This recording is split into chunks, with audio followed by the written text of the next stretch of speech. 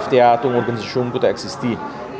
aqui, dia 22 de julho, nós cumprimos 58 anos de existência. E FTA atrove bedoeling de sindicato tá com eta wordo liderado de seu próprio renda não pero para você chegar e não vamos se forma bo renda não tá vamos se dona não educação necessário para não por assumir rol não de organização e esse é o enfoque de FTA agora aqui não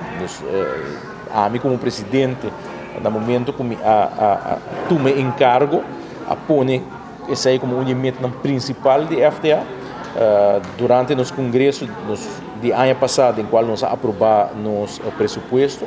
aponde suma substancial banda para invertir em educação de nós ainda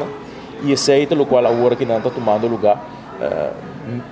por meio de programa e através de programa que dura 2 anos agora que não a primeira parte a começar pero nós esperamos se tudo coisa vai bom que na final de 2023 nós temos o primeiro grupo que está graduado vamos ver riba é diferente de diferente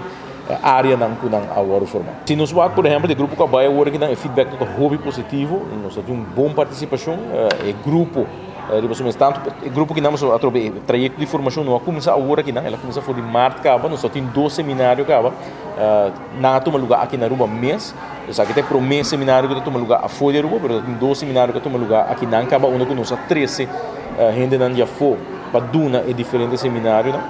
e o feedback que nós aí até agora que está muito positivo gente não tá nos membros nos delegados não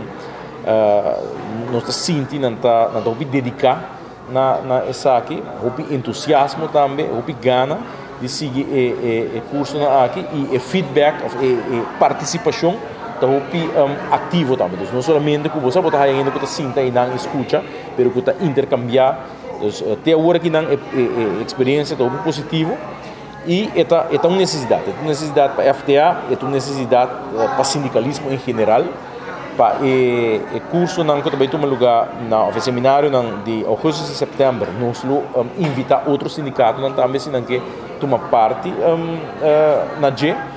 sai nossa palavra também com vários sindicatos é um que toma lugar agora que não recente mais específico para FTA do que a formação de FTA mesmo pero o que está liderazgo e organização da coisa com aquele tour sindicato por beneficiar de não pois nós está invitando não